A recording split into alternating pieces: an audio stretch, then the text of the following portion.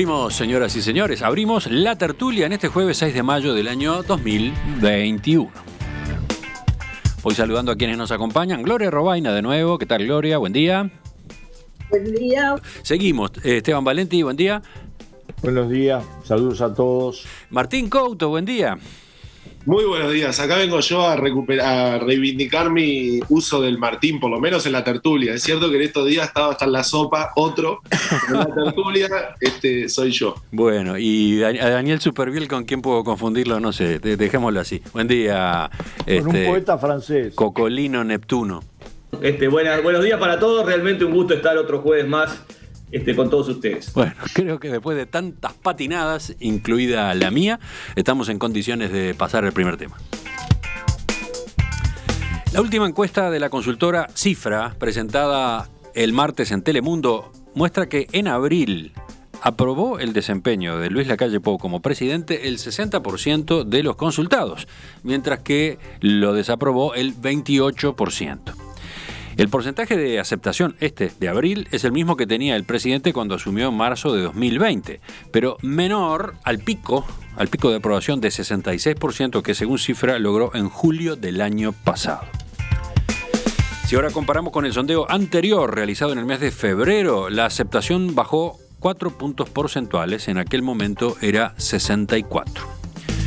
La desaprobación, en tanto, viene aumentando sistemáticamente desde la asunción de Lacalle Pou. Pasó de 16% en marzo de 2020 a 28% de desaprobación ahora en la encuesta de abril. Cifra destaca que Lacalle Pou continúa con mucho apoyo de los uruguayos, tanto respecto a su gestión en general como a la forma en que su gobierno está enfrentando la pandemia. Si bien el incremento en la cantidad de casos de COVID-19 en estos últimos meses ha tenido un impacto en ese apoyo, el efecto es por ahora pequeño, dice Cifra. Esteban, empezamos contigo. Tú querías este tema, varios lo querían tratar. Quiero decir que yo lo pedí especialmente, porque los temas incómodos para uno son los que uno tiene que afrontar. Entonces, es la primera vez que gobiernos blancos y colorados que un año y pico después tiene este nivel de aprobación. Primer comprobación.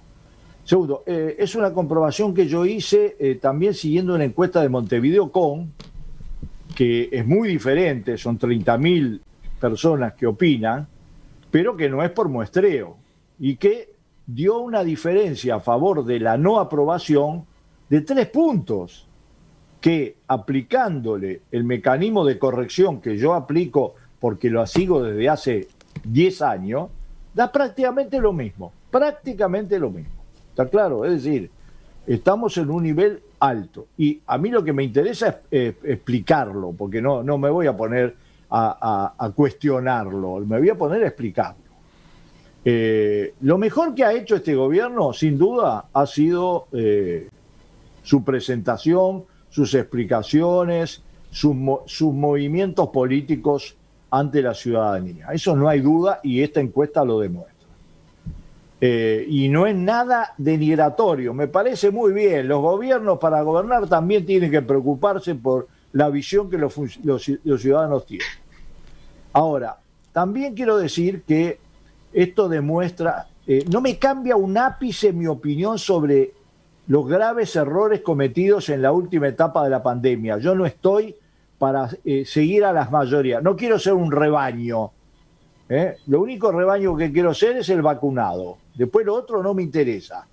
He visto en el Uruguay y en otros países gente mayoritariamente equivocada y eso no tiene nada que ver, por lo menos no soy yo la unidad de medida de la verdad, pero tampoco la opinión pública es la unidad de medida de la certeza. Ahora, hay que explicarlo. Es notorio que los uruguayos, vamos a entendernos claro, además lo voy a decir con toda la delicadeza posible, ese nivel del 60%, el mérito, una parte importante la tiene el Frente Amplio. Lo miro a Martín, la tiene el Frente Amplio. Es decir, Frente Amplio no ha tenido posición y le las ha explicado y ha hecho algo que es terrible en política, que cuando vos vas a abrir la boca la gente ya sabe lo que vas a decir. ¿Tá? Entonces, por lo tanto, es un aporte importante. Ahora, termino con una frase. la gente en el Uruguay prefirió y prefiere todavía mayoritariamente arriesgarse al tema de la pandemia con todas sus consecuencias, incluido la muerte de un número de ciudadanos altísimo, que limitaciones de punto de vista económico, social y demás mayores que serían las que se necesitarían. Lo prefiere, ¿tá? Con todo el riesgo que ello implica. Seguimos entonces. Y eso es un cambio muy importante, además de que el gobierno le dio un contenido cultural e ideológico muy importante, que es este tema de la libertad responsable. Martín, Esteban te miraba, no sé, ya te estaba dando como la entrada próxima. Sí. Yo quiero hacer un comentario previo y es, porque en estos días, a veces hablando de la marcha de la pandemia y de la gestión de la pandemia, se han citado encuestas de opinión. Yo creo terminantemente que no podemos evaluar lo que nos está ocurriendo con la pandemia con encuestas de opinión, porque hay otros indicadores muy graves que nos deberían llevar a evaluar la pandemia con esos indicadores. No obstante, me parece que esta encuesta de opinión, como las encuestas de opinión en general, son un buen termómetro. Yo creo que ni siquiera son una foto borroneada, ¿no? Por ejemplo, con los márgenes de error uno no sabe exactamente dónde está el límite. Esto, en realidad, digamos, lo que quiero decir con esto es que son instrumentos muy importantes. Es más importante cuando uno tiene una serie de datos, porque es mejor o aporta más información evaluar las tendencias, y cuando tiene muchas encuestas, si bien en general no son 100% comparables, pero ahí con todo eso se conforma un termómetro. Es cierto que las encuestas, todas, le han dado un nivel de aprobación importante al gobierno desde que asumió, y creo que eso es algo con lo que a quien no le guste, por ejemplo a Esteban y a mí, con lo que tenemos que trabajar, digamos, no es algo para negar. Esa me parece una primera forma de encarar esto. Absoluta, buen enfoque. Quienes discrepamos y discrepamos fuerte con el gobierno. Creo que se explica o se puede explicar este 60%, el de marzo y el de ahora, con la luna de miel, más la pandemia, más 15 años de gobierno del Frente Amplio. Es decir, uno no podría pensar, era inimaginable que por 2-3 errores del gobierno la gente volviera a preferir al partido que hasta se cansó de escuchar que era oficialismo. Sí me parece que hay algunos datos interesantes. Pareciera que la aprobación que sumó el gobierno por su gestión en el primer año y por su gestión en la pandemia, la perdió, porque vuelve al mismo nivel que tenía en marzo de 2021. Y lo otro que es constante es el aumento de la desaprobación, que está en niveles bajos, porque es un 30% de la población nada más, pero eso aumentó constantemente desde la primera medición hasta ahora. Creo, por último, para esta primera intervención, que hay una oposición limitada por el contexto. Justo el Frente Amplio es un partido que cuando tuvo que hacer oposición lo hizo manifestándose en las calles, juntando gente. Eso no se pudo hacer por la pandemia. Y también, obviamente, yo comparto con Esteban en el sentido de que es un Frente Amplio que todavía se está reacomodando y tratando de encontrar un lugar después de haber sido 15 años oficialismo. Dejo el pie de página y digo que para mí el hoy gobierno, y lo muestra el cambio de ministros que vimos estos días, también todavía se está acomodando en este nuevo rol. Sí, por lo visto Esteban era más crítico que tú con respecto al Frente Amplio, ¿no? Bueno, yo, a ver, si uno evalúa hace 3 años que somos. Si uno evalúa la performance y entonces dice, bueno, ¿cuál es el resultado? Bueno, el resultado del primer año de oposición no es bueno. Mi punto es darle también una parte de la explicación al contexto y a la historia, digamos. Es decir, no es una oposición que llega del cielo, sino que es una oposición que fue 15 años gobierno y que ahora en realidad tiene que hablar ante la pregunta natural de cualquier ciudadano de ¿por qué no lo hiciste cuando eras gobierno? Pero vos cuando eras gobierno tal cosa. Esos son problemas que la oposición va a tener que superar.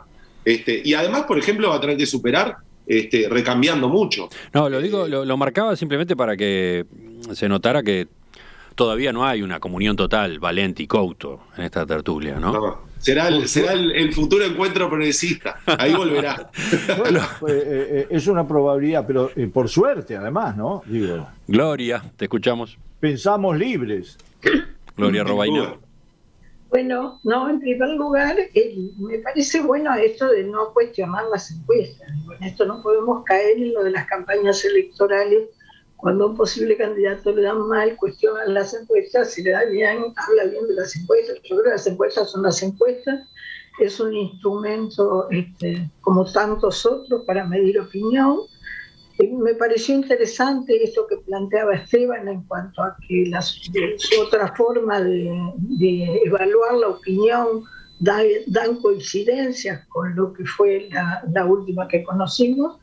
Y bueno, es un hecho, digo, la encuesta lo da.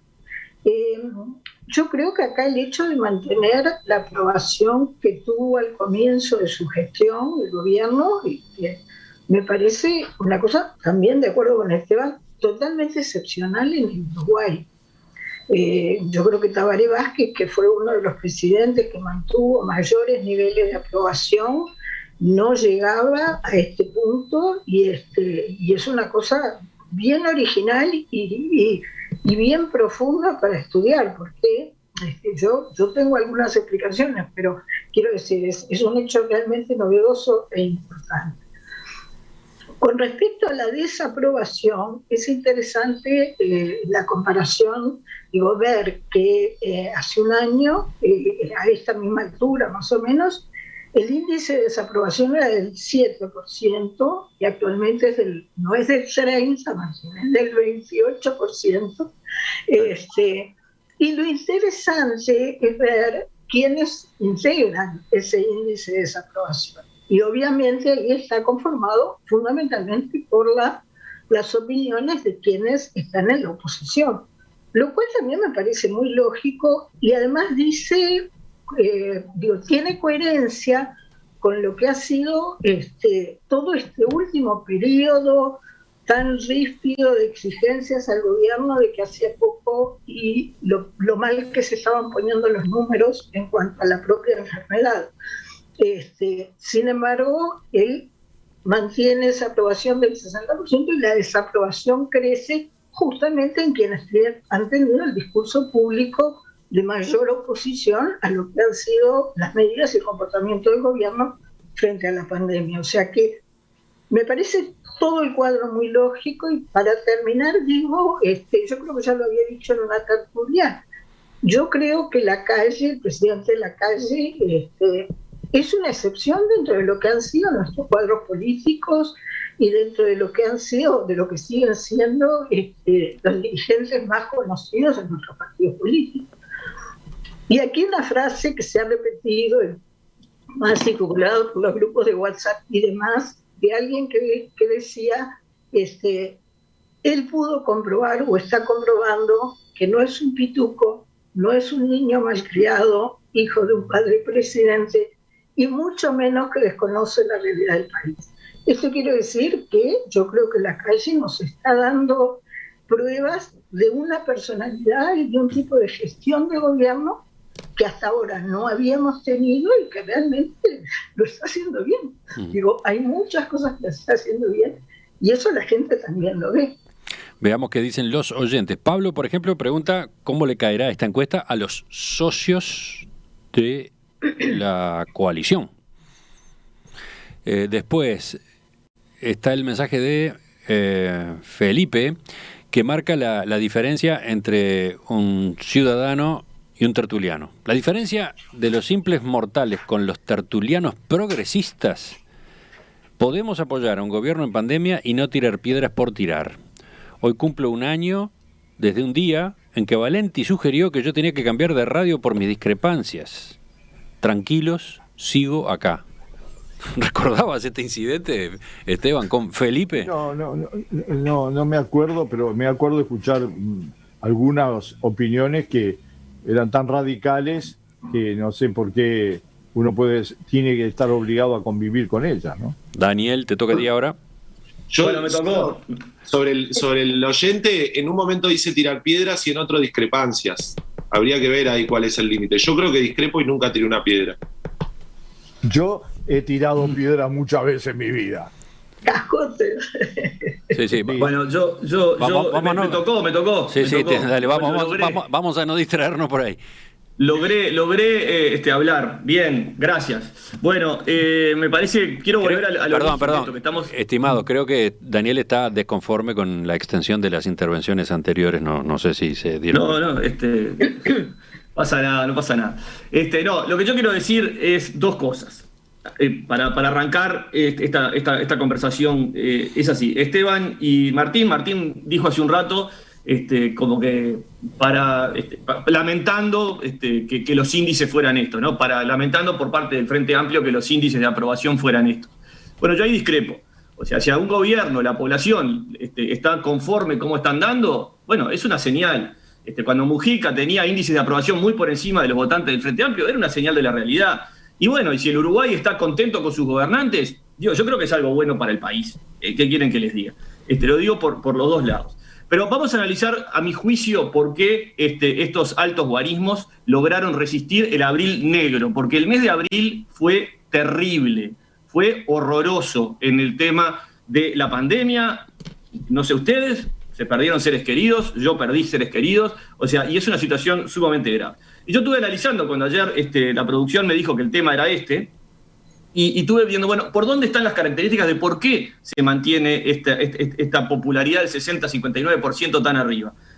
Y bueno, la primera reflexión que me viene es que hay muchos uruguayos que entendieron que la pandemia, el drama de la pandemia, no era un tema político. Y eso para mí explica por qué hay un reducido núcleo militante, línea dura, que no vota al presidente, que sigue manifestando políticamente su expresión. Yo creo que va por ahí el índice de rechazo total del presidente. Eso por un lado. Por otro lado, creo que el presidente el gobierno manejó 3 o 4 variables muy bien. Una, el ministro Salinas. El ministro Salinas creo que ha llevado a los hogares uruguayos, a la gente común, a la gente que no por ahí decodifica en la letra chica toda la implicancia ideológica, política, sanitaria, la lucha de las vacunas, las internas del gobierno, Cabildo Abierto, Partido Nacional, etcétera. Creo que ha decodificado un ministro que está del lado de ellos, que habla con cualquiera de ellos, que si le ponen en WhatsApp medio para molestarlo, che, mis hijos no están vacunados, los míos tampoco, mirá, ya te va a llegar. O sea, ha manejado una fluidez de comunicación en una crisis sanitaria que creo que ha sido sumamente auspicioso para el gobierno. Segundo, la ministra Azucena Arbeleche, con todo respeto, con su por ahí poca gracia para salir en la opinión pública, le cuesta las conferencias de prensa, le cuesta las entrevistas, ella ha manejado un discurso muy firme, muy tranquilo, muy recto en su parecer. Los motores de la economía no se detienen, porque había que decirlo el 14 o 15 de marzo del año pasado, y se mantuvo recta, firme, tranquila, dando señales muy seguras de hacia dónde quería llevar la economía para ir manejando el fondo coronavirus, la crisis sanitaria, y cómo, darle tranquilidad a los uruguayos que en un momento de enorme crisis el manejo de la cuestión pública, de la caja pública, estaba en manos de alguien muy coherente y muy ordenado. Y el tercer punto, que es un tema que estuvo totalmente tensado en abril, fue el tema de la libertad responsable al que hacía mención Esteban, ¿no? Y yo creo que al final, cuando se pasa línea, la libertad responsable y esa sensación de los uruguayos que no quieren que les coarten las libertades o que el Estado venga a decirle mucho más presente de lo que tiene que hacer con sus vidas, al final caló hondo y la gente va diciendo, sí, el gobierno con esta línea es con la cual yo quiero enfrentarme a la pandemia, asumiendo el riesgo que es contagiarse y perder un ser querido. Entonces, yo creo que por ahí están las cosas. Y como crítica quiero decir una cosa. Yo creo que tener estos índices de aprobación pueden llevar a errores al gobierno. La soberbia es un mal error, como la indiferencia es terrible para los gobernantes. Entonces, en resumen, la población no está siendo indiferente a el rumbo que eligió el gobierno para cruzar el Rubicón, como dije en una columna que escribí en El Observador, pero esos altos índices de aprobación creo que tienen que extremar la capacidad de escuchar a la gente y no rodearse por ahí muy en círculos muy chicos que solo hayan aplausos. Bueno, se nos terminó el tiempo para este tema, así que breve, 1 minuto per cápita, vamos con ustedes también. No, porque Daniel se quejaba de las intervenciones de los demás, pero fue tan largo como los otros. Así que ahora... Es un tema político de primera importancia. Digo, Yo creo que, por ejemplo, marca un cambio de muchos años en el país. El cambio que marca esto, que no es solo la encuesta, que yo además quiero aclarar que la caída del pasaje de 7 a 28 incluye la misma cantidad de Frente Amplista que integrantes de los otros partidos. Vamos a tratarnos claro. Es decir, creció un porcentaje de Frente Amplista que apoyaban y no lo apoyan, y de integrantes de los otros partidos y también de los blancos. 2 puntos. Lo que implica que es una tendencia. Lo que pasa es que es una tendencia pequeña, pero es una tendencia.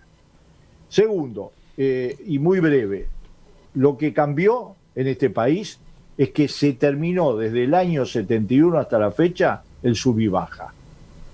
¿Ah? Y eso vale para todo, pero sobre todo para la oposición actual, para el Frente Amplio.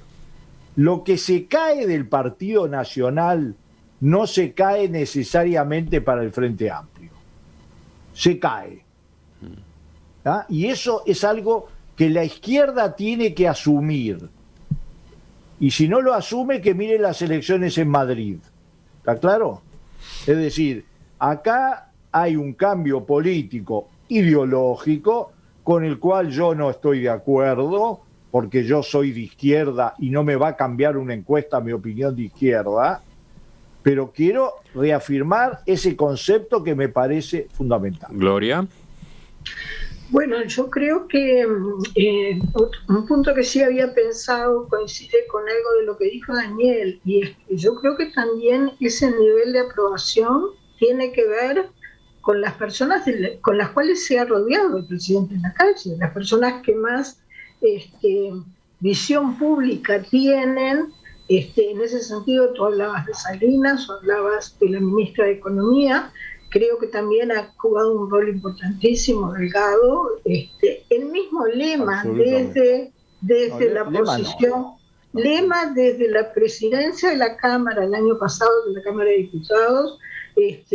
No me mires con esa cara despreciativa. Creo que no hay que despreciar a nadie. No, pero digo, no hay que ser despreciativo. Bueno, es mi valoración. Que no influye. Es mi valoración.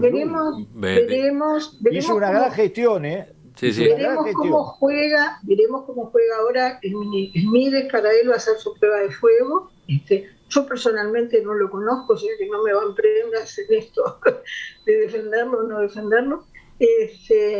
Pero creo que ha tenido una gran habilidad, y en ese sentido se ha rodeado de gente confiable. Y esto se transparenta, esto se ve. Es un gobierno que no le ha tenido miedo a las conferencias de prensa, que no le ha tenido miedo a salir a explicar, que explican las cosas como son y como creen que están pasando.